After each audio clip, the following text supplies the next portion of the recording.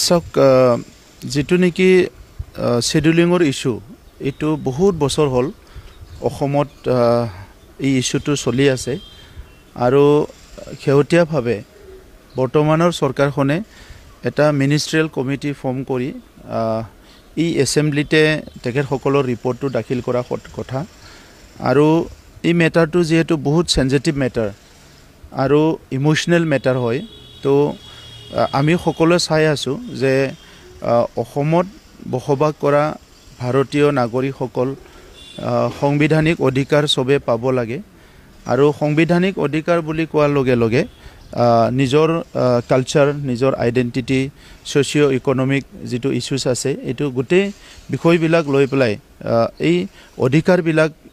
যেটো স্বাধীনতাৰ ৭৮ বছৰ হ'ল কোনটো কাৰ প্ৰাপ্য অধিকাৰ হিবিলাক সবে পাব লাগে হেতু আমি বিচাৰো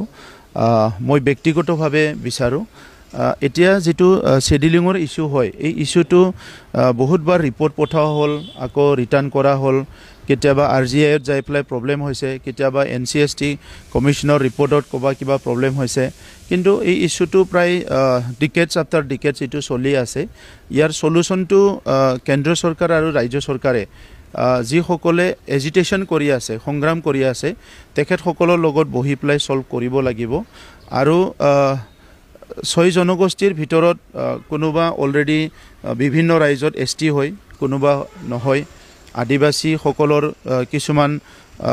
আছে ট্ৰাইবস যি সকলে অন্য ৰাজ্যত এসটি হয় কিন্তু আমাৰ ইয়াত এসটি নহয় আৰু কিছুমান ইতিয়ালৈকে ট্ৰাইবসৰ লিষ্টত নাই আৰু কেন্দ্ৰীয়ভাৱে যেহেতু শেডিউলিং লিষ্টটো কৰা হয় এই লিষ্টত থকা বিলাকে এই ৰাইটটো এনজয় কৰে তো এই কাৰণে কমপ্লিটলি হিটো সেন্ট্ৰাল গভৰ্নমেন্টৰ matter but state government and stakeholder বিলাকে তেখেতসকলৰ বিচৰা নিবিচাৰা এই ৰিকমেন্ডেশন বিলাক টাইম টু টাইম কৰি আহিছে আৰু এবাৰো কৰিব এই ৰিপৰ্টটো কি আছে হিটো আমি সকলো ৰখি আছো ৰিপৰ্টৰ বেছ কৰি যদি সমস্যাটো সমাধান হৈ যায় ভালে হ'ব আৰু সমস্যা সমাধান নহলেও মই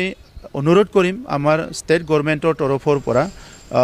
দুইটা পক্ষকে মাটি কথা পাতি ইয়াৰ সমাধান সূত্ৰ লাহে লাহে উলাব লাগে কাৰণ এই জাতি জনগোষ্ঠীয়ে বহুত বছৰ এজিটেশন কৰি থাকা মানে তেখেতসকলৰ যেটো জনগোষ্ঠীয় কাম শিক্ষাৰ দিশতে হওক অৰ্থনীতিৰ দিশতে হওক সামাজিক দিশতে এই কামবিলাক ৰৈ যায় তো এই কাৰণে যিমান পাৰে সমাধান কৰাৰ ব্যৱস্থাটো কৰিব লাগে আৰু এক্সিস্টিং ট্ৰাইবেল সকলৰ ক্ষতি নোহোৱাকে কোনটো পন্থাৰে শেডিউলিং কৰিব পাৰে ইয়াৰ ওপৰত আগৰ পৰাই কথা কৈ থকা হৈছে ট্ৰাইবেল লিডাৰ্স বিলাকো কেতিয়াবা কৈছে কোনবা ইন্ডিভিজুৱেলো কৈছে পলিটিক্যাল পাৰ্টি বিলাকো কৈ আহিছে এই কথাটো গতিতে এক্সিস্টিং ট্ৰাইবেল বিলাকৰ ক্ষতি নোহোৱাকে কি পন্থাৰে কোনটো ব্যৱস্থাৰে সংবিধানৰ কোনটো প্ৰভিজনৰে তেখেতসকলে এই কামটো কৰিব পাৰে ইয়াৰ ওপৰত চৰ্চা কৰিব লাগে মিনিষ্ট্ৰিয়েল ৰিপৰ্টটো আমি বাদ চাম মিনিষ্ট্ৰিয়েল ৰিপৰ্টৰ ওপৰত আৰু বিতংকৈ কথা পাতিম যে যি সকলে বিচাৰি আছে তেখেতসকলে যিখিনি লজিক বা আৰ্গুমেন্ট বিলাক দিছে বা কনস্টিটিউশনাল প্ৰভিজনটো চাই পেলাই যিখিনি তেখেতসকলে কৈছে আৰু যি সকলে হ'ব নালাগে বুলি কৈছে তেখেতসকলে সংবিধানৰ কোনটো মানে ব্যৱস্থাৰ ওপৰত বেছ কৰি কৈছে এই গোটেই কথাটো যেহেতু কনস্টিটিউশনাল মেটাৰ ইয়াৰ ওপৰত বেছ কৰি আমি কাম কৰিব লাগিব আৰু ইয়াক লৈ পেলাই আমাৰ মাজত কোনো ভুল বুজাবুজি হ'ব নালাগে কাৰণ এটো কমপ্লিটলি আপুনি বা মই কৰিব পৰা কাম নহয় আপুনি বা মই হিটো সমাধান কৰিব পৰা কাম নহয় এটো সাংবিধানিক প্ৰক্ৰিয়াৰ মাজেৰেহে এটো সমাধান হ'ব তো এই কাৰণে হয় আপোনালোক বা বেলেগ মানুহবিলাকো বুজিবলৈ চেষ্টা কৰিছে আমি কি কং নকং আগৰ সময়তো কৈ আহিছো এটা এটা ৰাজনৈতিক দল হিচাপে আমি বডলেণ্ডত 26টা জনগোষ্ঠীক একেলগে লৈ পেলাই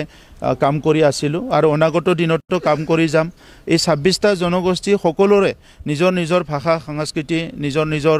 ভূমিৰ অধিকাৰ সকলো অধিকাৰ লৈ জীয়াই থকাৰ কাৰণে ভাল এটা পৰিবেশ গঢ়াৰ কাৰণে আমি কাম কৰিছিলো আৰু কাম কৰি যাম